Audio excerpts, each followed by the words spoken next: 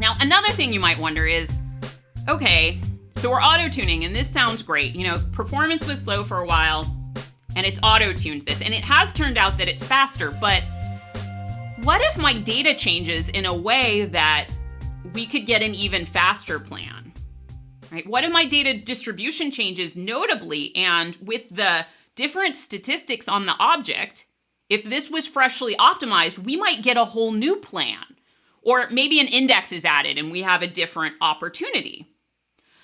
For these reasons, automatic plan correction doesn't just leave this in there forever, and it can become unstuck even by just a statistics update because it needs to see, hey, could we do even better? Now, statistics updates are frequently done as part of nightly maintenance by many DBAs. So if you think about this, this could lead to a pattern where auto-tuning only really is in effect at certain times of the day, depending on how often the things it auto-tunes are running, because it needs to get a certain sample set before it kicks in.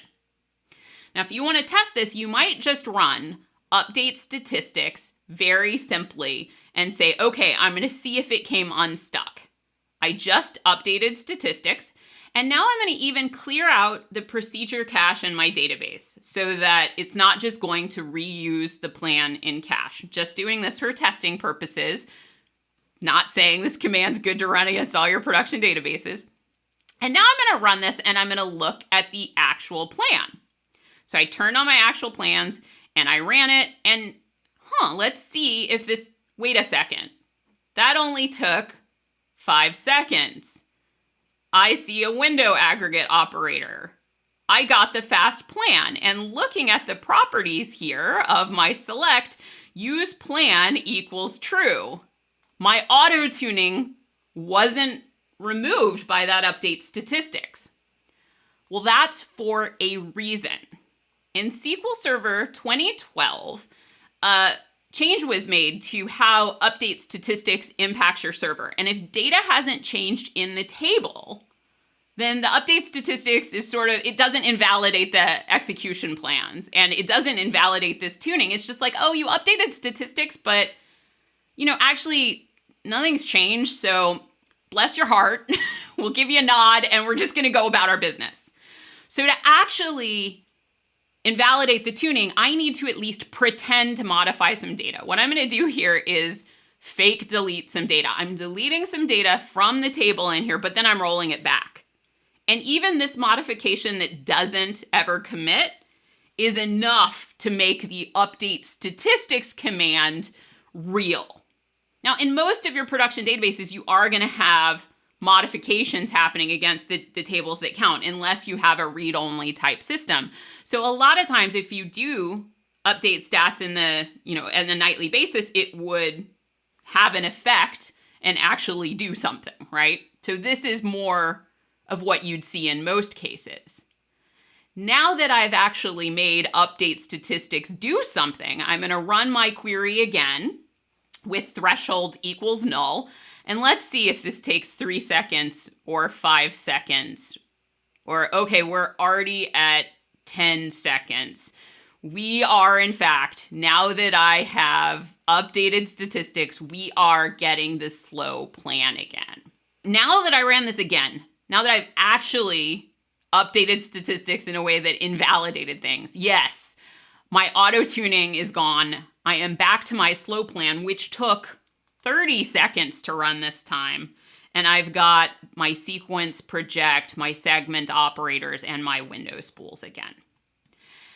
What do the recommendations look like now that this has been reverted?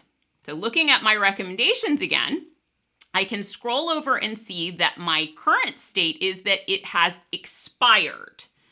It expired due to statistics changed. I love that it gives me this detail and says, okay, I've got this recommendation still here. And here's why it was meaningful. But statistics changed, so I can't do it right now. I have to keep watching things and see, do I really want to do this again? What does my report look like now?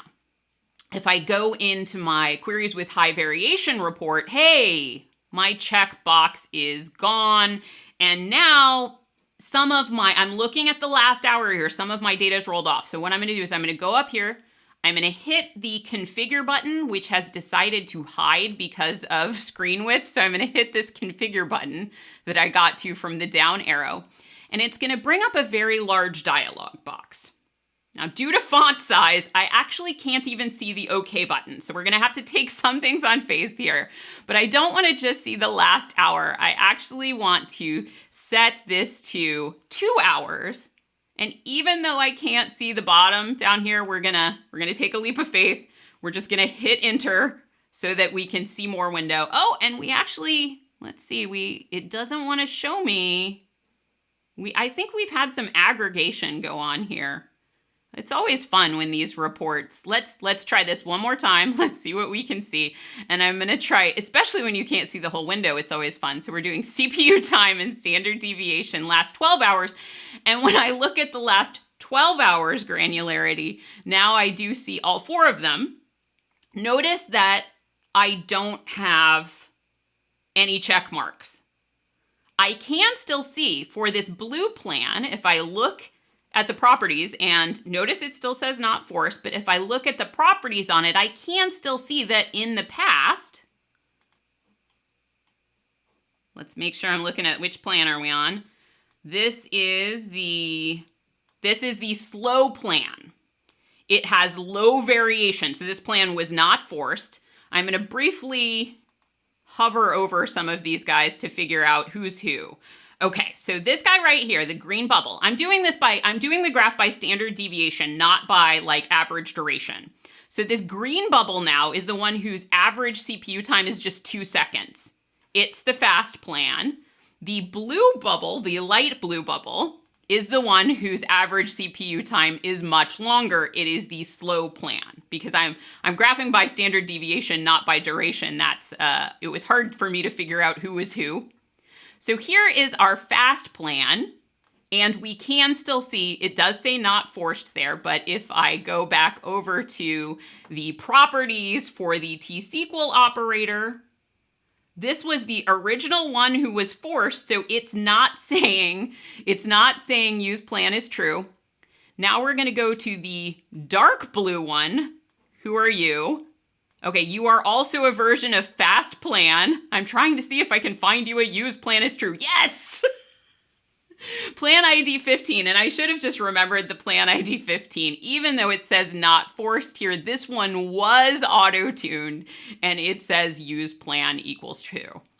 I actually, for looking at this, I think the reports can get, as you can see, they can get confusing. Really easily for me, they can get confusing. I like looking in the T-SQL ones as well. The report does at least tell me quickly visually, is something currently being forced by whether or not I see a check mark. After that, when something isn't being forced, figuring out the history there can be a little complicated because use plan equals true may be present even when it says not forced down there. And I find that a little frustrating. All right, so John asks, are these recommendations just adjusting the plan or actually making suggestions to the SQL joins, etc.? It's not rewriting the T-SQL. So in terms of thinking about how optimization happens, right? These plans, they do use different join. They use different physical join implementations, right? So this plan here, the one that's fast that uses the window aggregate operator, it has a nested loop join. The one who is slow, which is the light blue one, it actually has a hash match operator.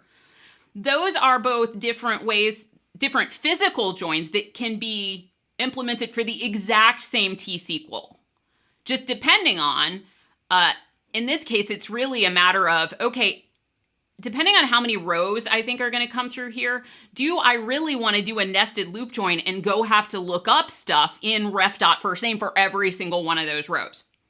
So it's not rewriting the T-SQL, it's saying, okay, this interpretation of the T-SQL, this plan that I optimized, I'm going to fit the query into this plan. It is still paying attention to those statistics to adjust the cost of the plan and things like that, which is good because if it didn't pay attention to the statistics when it was forcing the plan, we would end up quite possibly with not enough memory grant, etc., etc.